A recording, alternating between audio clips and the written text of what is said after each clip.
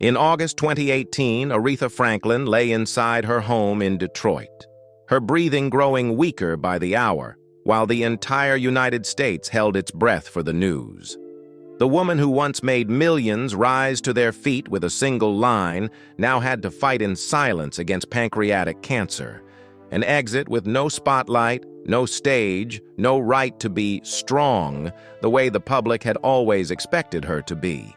And even with death closing in, she still tried to keep everything tightly sealed, as if the last shred of honor for the Queen of Soul was to never let anyone witness her vulnerability. But Aretha was never just a voice. She was a storm called talent. Once she sang, an entire era had to listen. Respect wasn't merely a hit. It was a declaration of war. Natural Woman wasn't simply a song. It was a wound that learned how to sing. On stage, she stood with the authority of a religious icon. Off stage, she was a woman carrying far too much pain. Pain no one else could answer for. Behind the glory were years of being forced to grow up too fast, love affairs scarred with fractures, the crushing weight of family and faith, and a lifetime spent saving others through music while quietly trying to save herself from her own private darkness. Aretha Franklin was a living paradox. The more triumphant she became, the lonelier she was.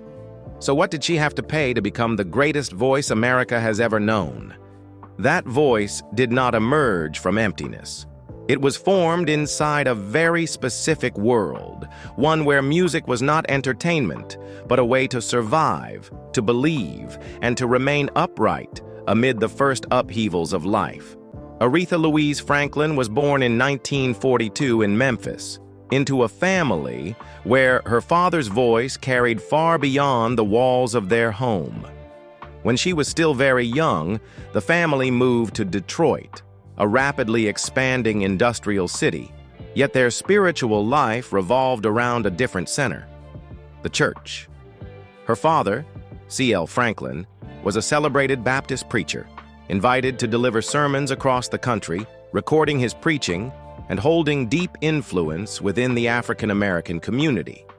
As a result, the Franklin household was always full of people coming and going: church members, gospel artists, long conversations that stretched after service. The soft clink of glasses, the scrape of chairs across the floor, and her father's voice rising from the next room became an atmosphere everyone had to breathe. Aretha grew up inside those sounds before she was old enough to realize this was not an ordinary childhood. Music didn't come to Aretha through formal training. She learned piano by ear, sitting for hours at the church instrument, feeling her way through chords from melodies she had just heard during service. At New Bethel Baptist Church, Aretha didn't sing to perform. She stood within the strict order of worship, where every line had to fall into the right rhythm, at the right moment, and where emotion was never allowed to spill over its boundaries. Everything changed when Aretha was still too young to fully understand what absence meant. Her mother died of a heart attack, and with that loss, the emotional structure that had quietly provided safety collapsed. In the kitchen, an empty chair remained in its old place, and the family walked past it as though moving around a silence no one dared to touch. There was simply a void inside daily life, a place where a child suddenly had to exist without the softest support she had ever known. The home lost its familiar balance, and her father's presence, however powerful in the pulpit, could not replace what had vanished emotionally. In that absence, the church slowly became the only space where order still held. There, everything happened on time, in rhythm, in ritual. And inside that framework, Aretha began to stand and sing. After 1952, Aretha began singing solo at church. She stepped out from the choir and into a position where people looked directly at her. Her fingers found the piano keys, searched for the chord, and then she lifted her voice. When the song ended, she stepped back as if nothing had happened. Yet the next time, her name was called again. Her hands left the keys quickly, as if she had trained herself not to stay inside any moment for too long. The gospel caravans began early. Aretha traveled with her father, sitting quietly in the car among rushed-packed bags and folded dresses, learning to measure time by distance. When the vehicle stopped, she stepped down, walked through narrow hallways into unfamiliar churches, hearing voices echo behind closed doors. When it was her turn, Aretha stood exactly where she was instructed, opened her voice to faces she had never met. When the song ended, she left immediately, back to her seat, letting the scenery slide past the window. Every stop looked different, but the way she held rhythm inside a song never changed. In those years, Aretha recorded her first gospel tracks.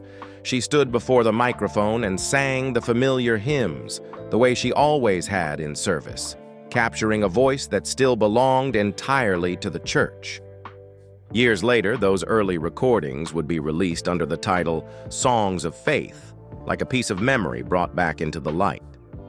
On those same roads, Aretha came into contact with major figures in gospel music and the civil rights movement, not through staged meetings, but through shared spaces, through listening and being heard, in a world where music and community life were inseparable. She moved quietly within a network where singing, faith, and social consciousness existed side by side. At one service in Detroit, Aretha stood in the wings as Mahalia Jackson finished singing. The room had not even had time to settle before her father signaled. Aretha walked on stage. No long introduction. The piano entered first. Her voice followed. Younger, brighter, but never avoiding force. When the song ended, Mahalia Jackson turned toward her, nodded once, then fully yielded the stage.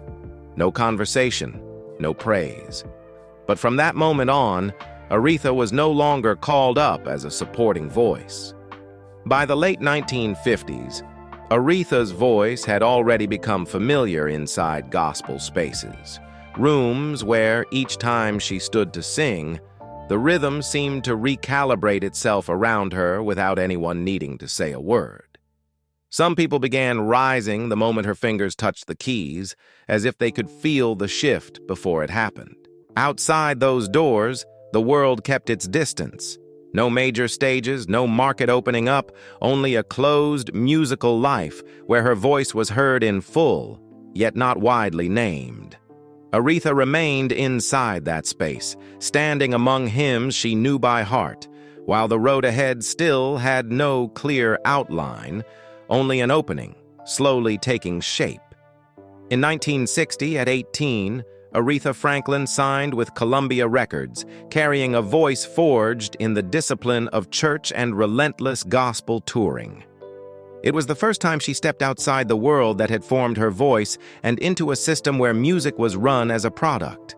Columbia was not lacking in goodwill. They saw enormous potential in her, but what they were searching for was not the weight of the church.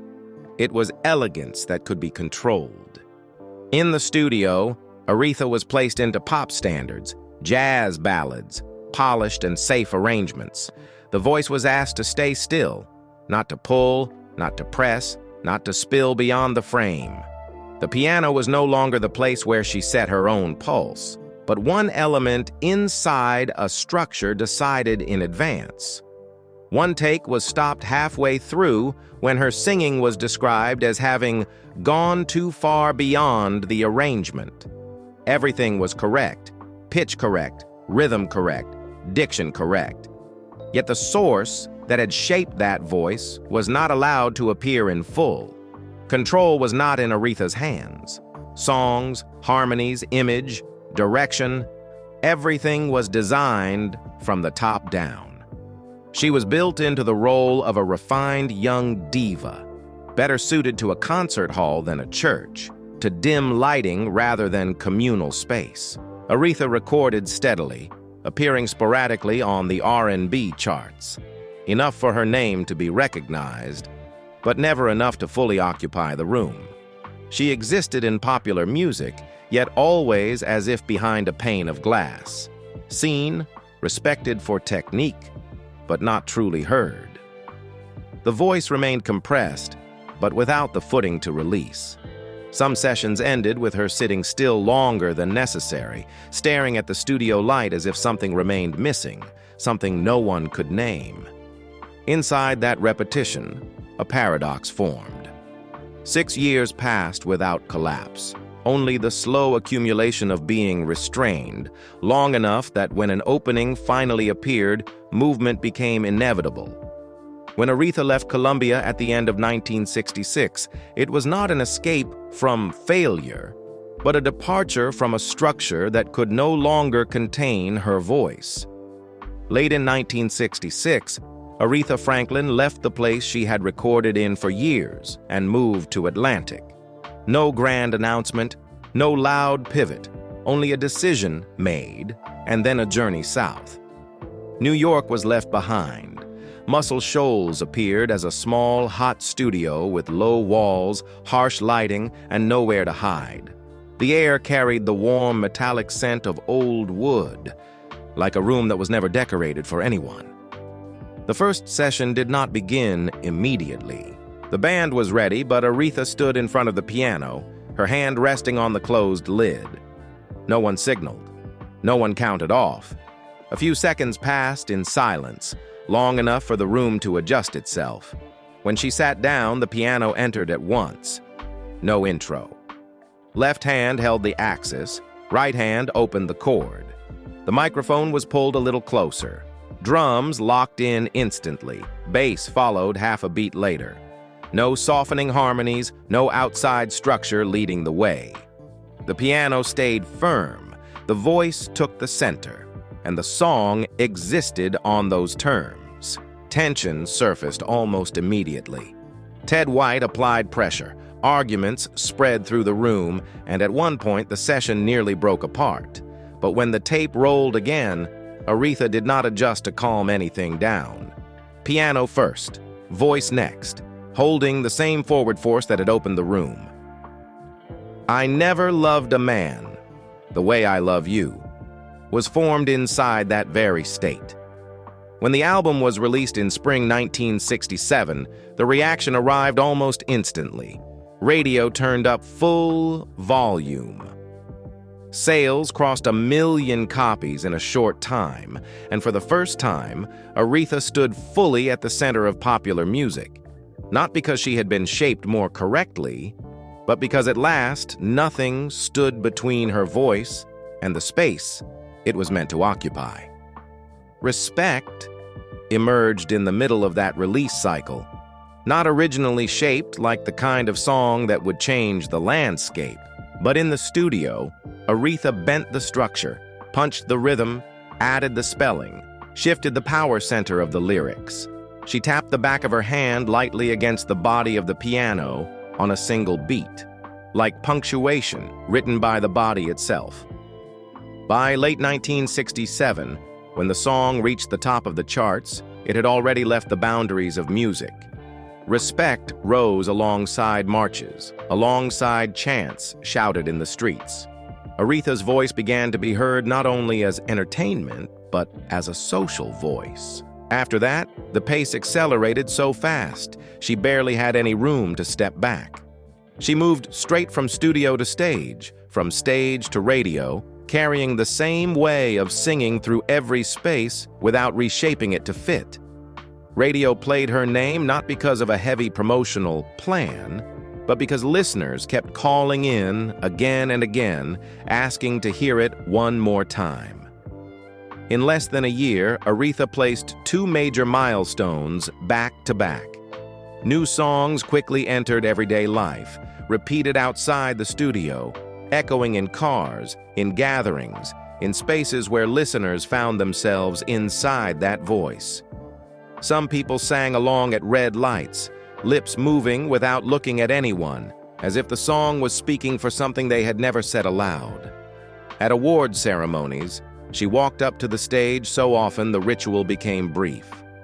From 1968 onward, whenever the category for Best Female R&B Vocal Performance was announced, the result almost didn't need suspense. A streak that stretched for years, reflecting a position already established rather than surprise. Aretha did not freeze herself into one form to preserve success. In the next sessions, she carried stage energy back into the microphone. Funk seeped into soul structures, rhythm opened up, the singing grew freer, as if the space of performance had overflowed back into the recording. On stage, Aretha allowed songs to stretch, shift, breathe with the crowd. In the studio, she held the right to decide rhythm, key, and stopping point, small choices that accumulated into a signature no one could mistake. By the early 1970s, every time Aretha stepped up to the microphone, the room's order seemed to reconfigure itself around her. Songs no longer stayed still in the shape of studio recordings. On stage, they stretched out, shifted tempo with the applause, with the answers thrown back from the audience. Sales continued at millions of records per year, but what became even more visible was how often that voice entered ordinary life. On the radio, in cars, in gatherings where people sang along without even needing to remember the title. The media could no longer keep up with what was happening. They chose a short name to acknowledge the reality. Queen of Soul appeared not as a title bestowed, but as a sign that a position had already been fully taken, through rhythm, through breath, through an irreplaceable presence. In 1972, Aretha walked into New Temple Missionary Baptist Church in Los Angeles to record a live gospel album. There was no staging for a major venue, no editing to suit radio. The recording equipment sat inside a familiar religious space where clapping, call and response, and the movement of the room were not separated from the voice. Aretha sang the way she had since childhood, but now with the full technique, control, and weight accumulated through years at the center of popular music. Amazing. Grace was captured over 2 nights. The songs were not shortened, not forced into a manufactured climax.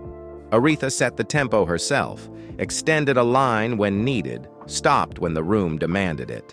Soul, gospel, funk, and ballad were not blended to create a new flavor. They coexisted because that was how her voice had been operating for years.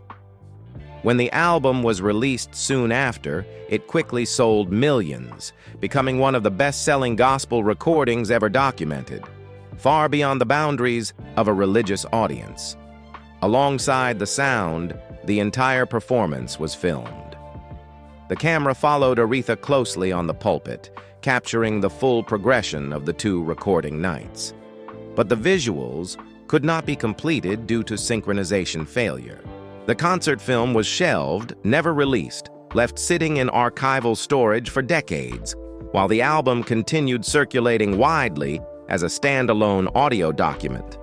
After Amazing Grace, Aretha did not pivot entirely back into gospel. She continued recording and performing across multiple forms, carrying with her the expanded structure that Live Album had opened up. On stage, she allowed songs to transform with the space, longer, less dependent on studio format. At the same time, pressure from her public position did not ease. The schedule remained heavy. Expectations from the label and the media repeated without pause. Her personal life began to show fractures that could not remain hidden indefinitely. Aretha still controlled her work and professional image, but the life behind the stage no longer ran with the same steady rhythm. The voice remained central, not as a symbol, but as the only tool that still allowed her to stand upright amid accumulating instability. By the late 1970s, popular music began sliding away from Aretha's familiar orbit. Disco and a new pop sound spread across radio waves, favoring steady beats, short structures, and bright surfaces. On the radio, a song barely ended before the DJ talked over it, as if there was no longer room for a line to fully breathe. Songs that needed space to open, to stretch, to argue with collective emotion were gradually pushed out of the center. Aretha kept recording, kept releasing albums steadily, but the market's current no longer moved in sync with the way her voice worked. In the studio, that mismatch became clearer each year. Records appeared and disappeared faster than before, failing to hold long-term weight on the charts. Sales slowed release by release, not because the voice had lost its power, but because the industry's structure had shifted onto a different axis. Her long relationship with Atlantic, once the rare place where she had gained real control, moved toward its stopping point. In 1979, she left the label, closing the era tied to the brightest years of her career. In June 1979, her father, C.L. Franklin, was shot inside his own home in Detroit during a nighttime break-in. The bullet did not take his life immediately, but it caused irreversible brain damage. He fell into a prolonged coma, then into a vegetative state, fully dependent on medical care for years. For Aretha, it was not simply devastating news.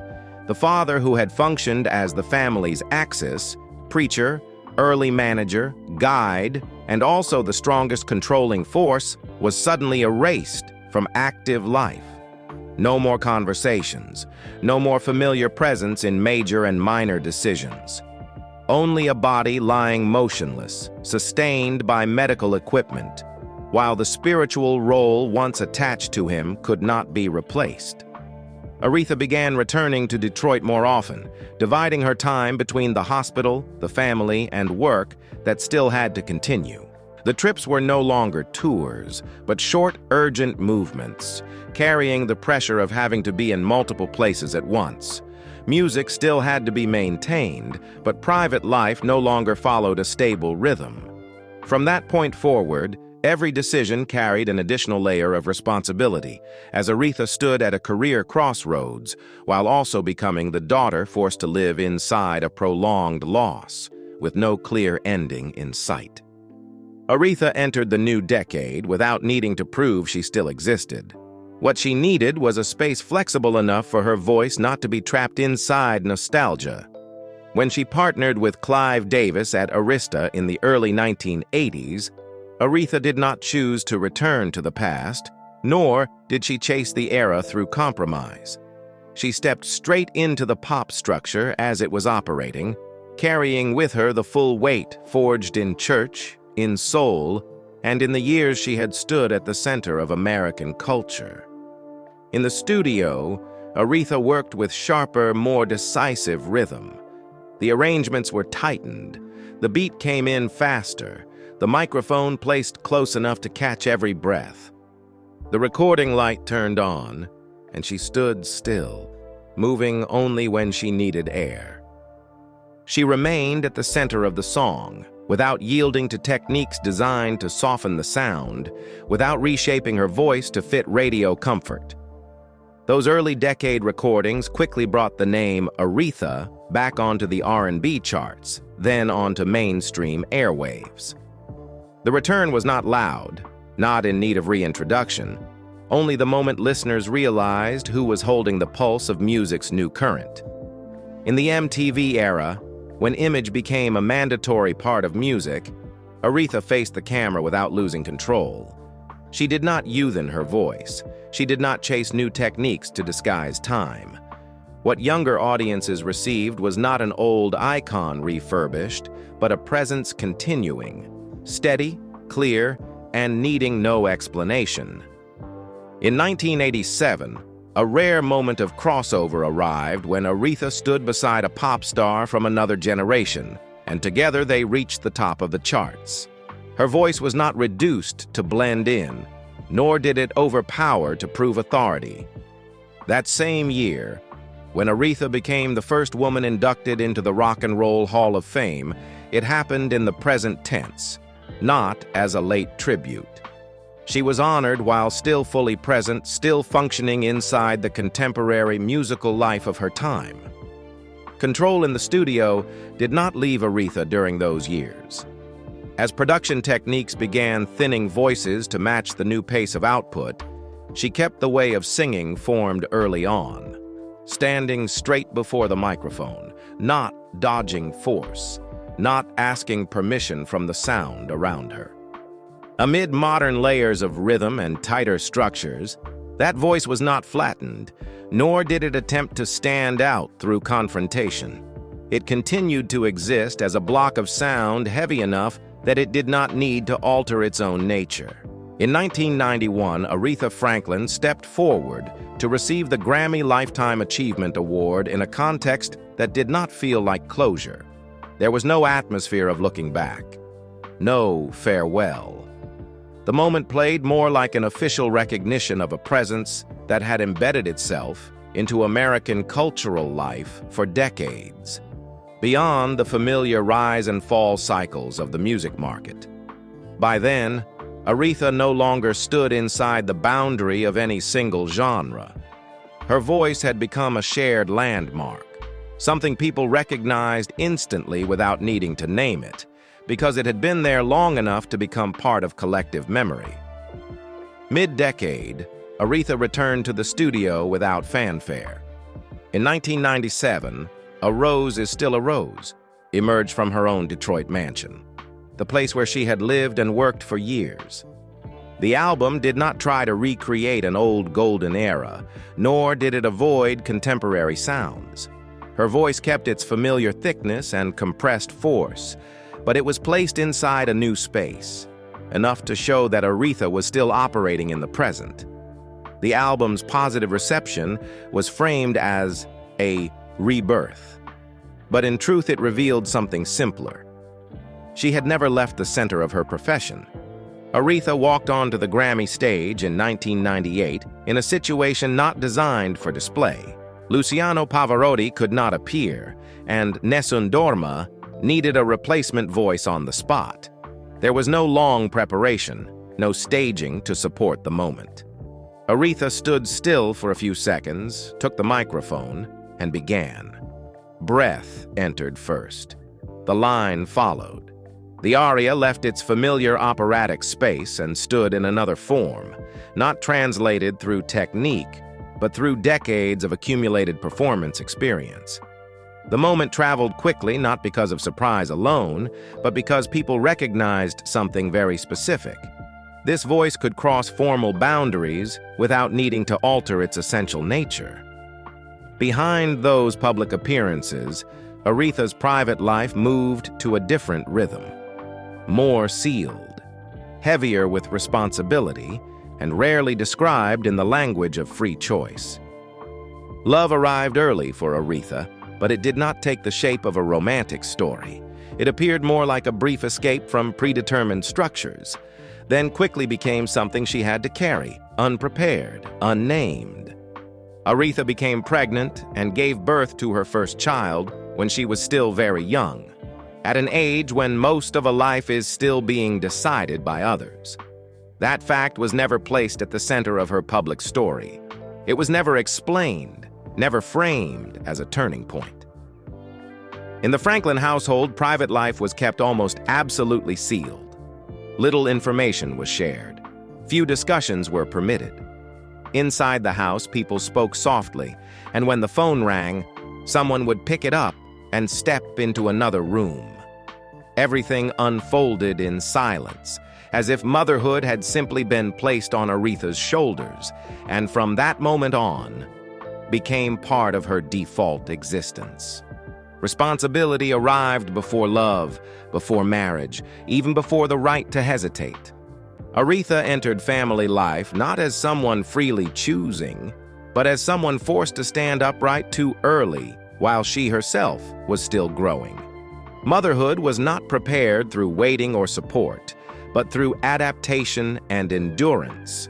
From that point forward, Aretha's private life ran parallel to obligation, leaving little space for unconditional emotional experimentation.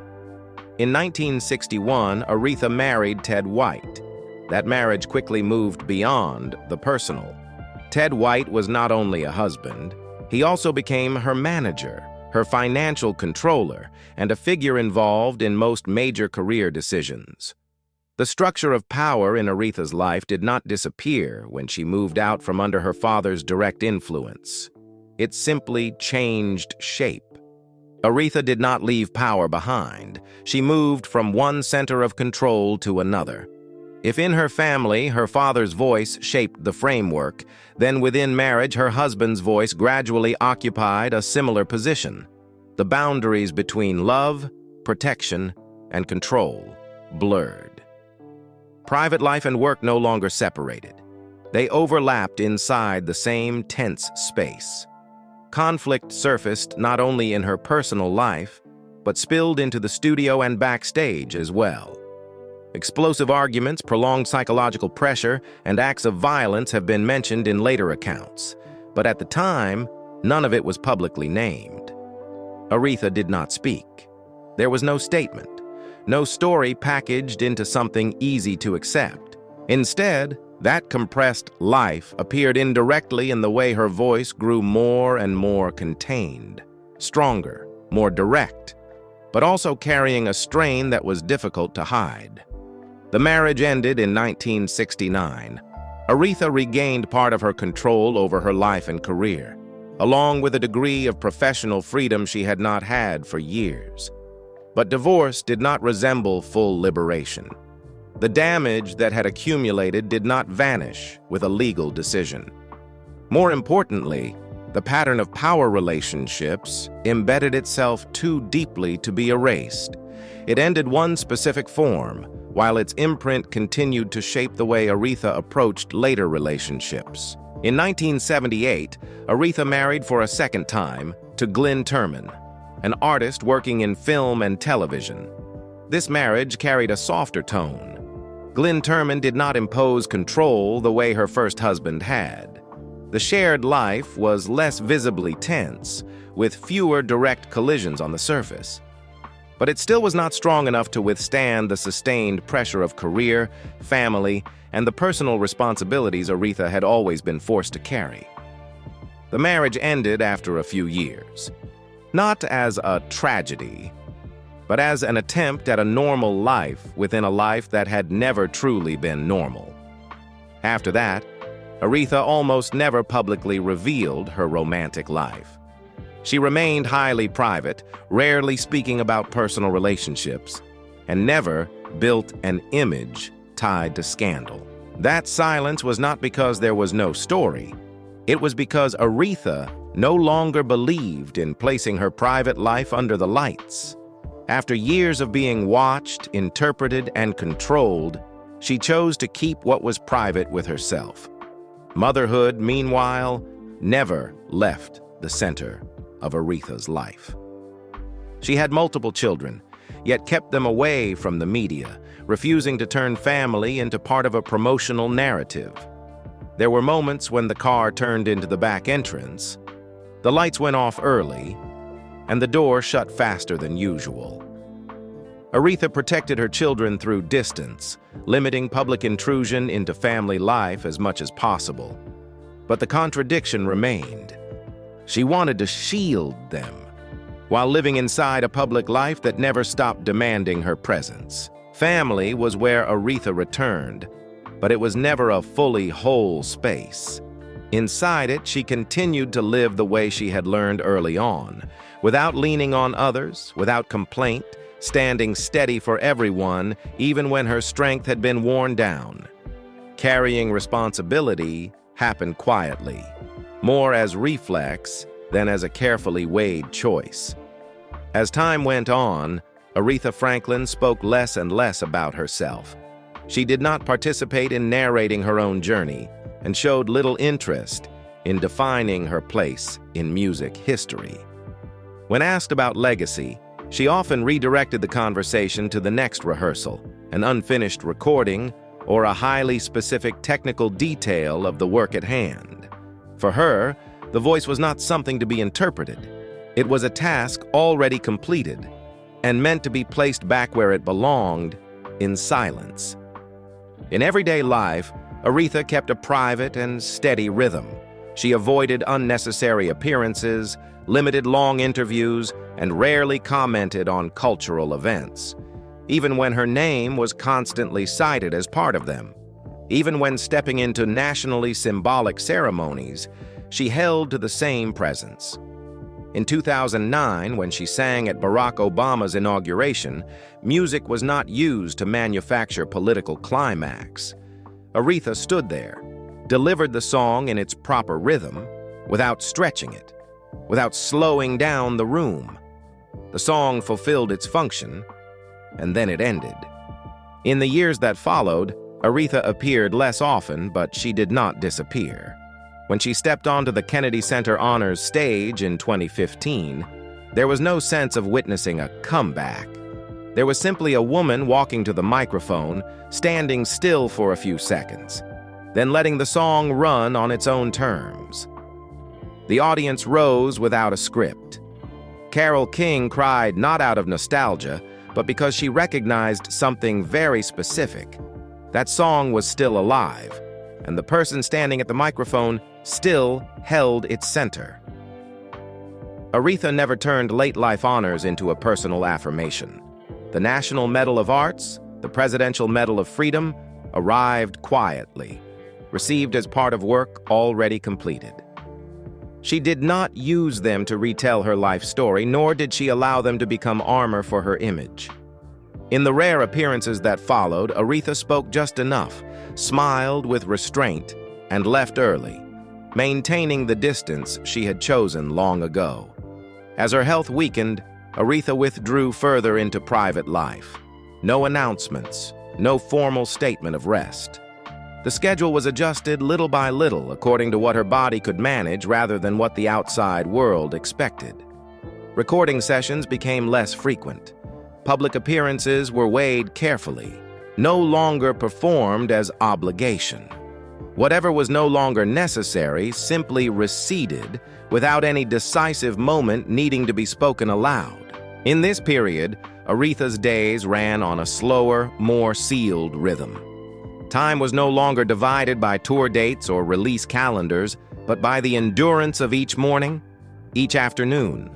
Some days the voice was still present, not to perform, but to check whether it was still there. The piano was opened not to rehearse, but to keep contact with something that had followed her entire life. Music was no longer work. It became a private habit, close enough not to lose, distant enough not to prove.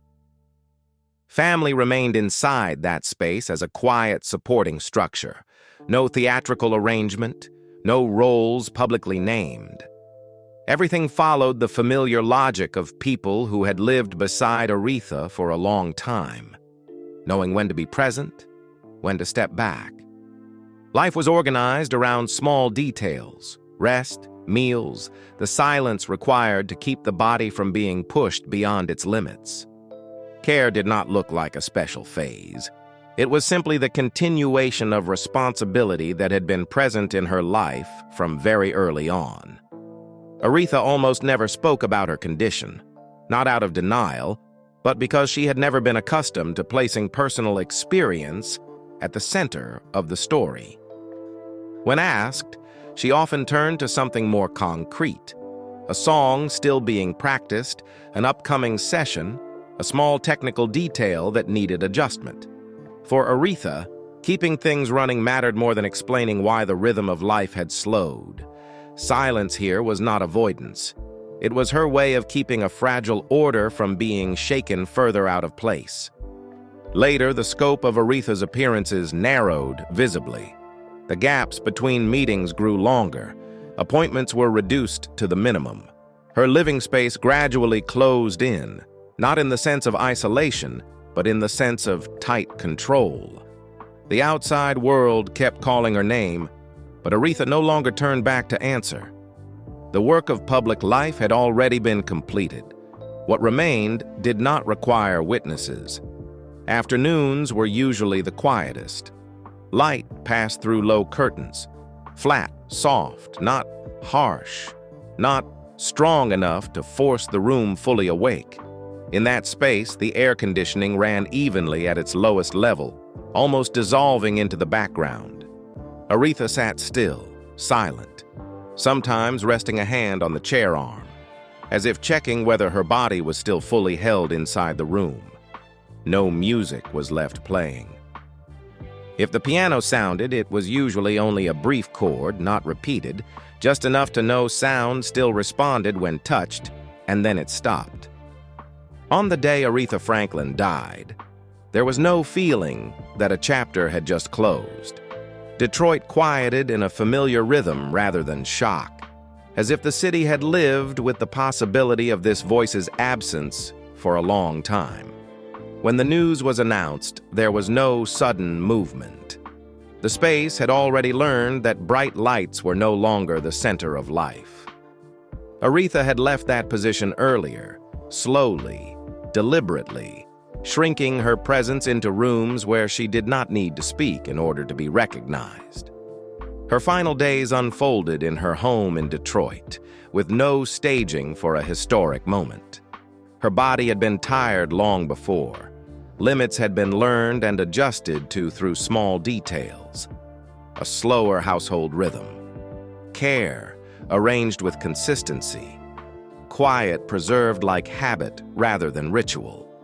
There was no prepared final message.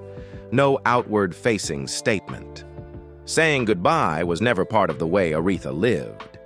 Her family was with her, not as witnesses to a public moment, but as people long accustomed to being together in silence. Attachment did not need to be spoken. It existed through staying in the right place, at the right time, without trying to assign meaning to what was happening. Aretha's departure did not create a sudden void. It was like a breath closing, light even, asking no one to respond. When the news became public, the reaction did not resemble delayed shock. There was no rushed attempt to rebuild an image, no need to retell her life as a simple, consumable line. What appeared most clearly was acknowledgement. Aretha Franklin had completed her role long before, and the final silence simply confirmed what many had already felt, that some voices do not disappear when they stop singing, but settle, becoming part of a shared space. What remained was familiar to those who had lived long enough with that voice. Not as a milestone, but as a standard sustained over years. A voice moving through historical periods, social upheavals, shifting power structures, and still holding the same center formed early on. Time passed. Contexts changed. But that position did not move. Aretha Franklin left without an image that needed preserving. What stayed behind was a way of being already complete, clear enough to remain recognizable, and enduring enough to live inside collective memory, even as music moved on into different rhythms.